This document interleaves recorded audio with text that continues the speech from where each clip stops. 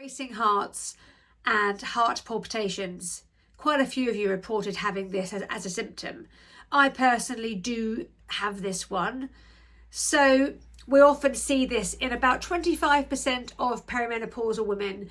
This is a symptom. Now, there are some things that we can do to alleviate them or stop them from happening or reduce this happening. Things like reducing your caffeine. I definitely notice mine is worse if I have too much caffeine. I have a rule that I try not to have caffeinated drinks after about 2 p.m. in the afternoon. If I am having a bout of insomnia, which I currently am, I often find that my racing heart really kind of presents itself when I'm lying in bed at night, lying there thinking, oh, I'm really wired. I'm tired, but I'm wired. I can't go to sleep. And I notice that I'll have these periods of racing heart and also these ectopic beats, these palpitations. So don't panic. Your heart is most likely completely fine. If you have a family history of heart problems, obviously, I'm not going to discourage you from going to get that checked out.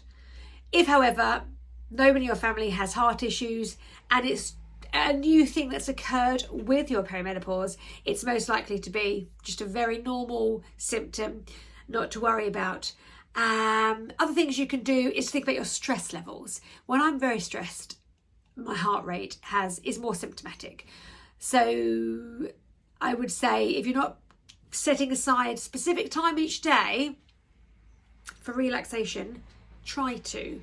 We're going to talk about cortisol levels in the physical exercise and the dietary part of this course.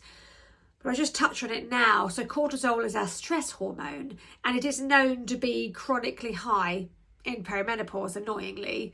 So keeping our stress levels down is going to be really good for our racing heart and palpitations, but also cortisol is linked with gaining abdominal fat, which so many ladies report that as a symptom to me. So trying to find ways of relaxing is great. There's so many apps out there now, like meditation apps. I mean, on my watch, when my heart starts to race, actually, my Apple Watch alerts me and says, time to breathe, bit of mindfulness. And I sometimes, if I'm able to at that moment in time, I will click yes and I'll accept it, and I'll spend a minute, just simply 1 minute, doing deep breathing.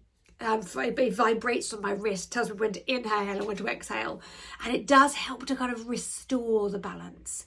So if this is the symptom that you have, I would highly recommend doing some form of sort of breath work or meditation, or just doing anything that relaxes you, because that will definitely help. Oh, and the last thing is dietary things. So think about, I mentioned about in the introduction, tracking your symptoms. So perhaps you might notice, if you were to track, if there's a correlation between what you've eaten or drank and your palpitations. So I've mentioned caffeine, but high sugar foods and alcohol, other things that could be causes, and foods high in carbohydrates. So I try not to eat quite close to bed a carbohydrate rich snack or meal, because my body doesn't need a shed load of sugar and glucose going through my bloodstream before I go to bed. And that definitely is linked with my racing heart and often night sweats as well. They tend to go hand in hand.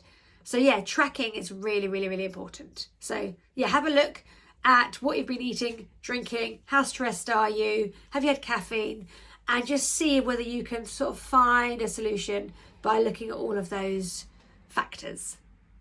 Racing hearts and heart palpitations, quite a few.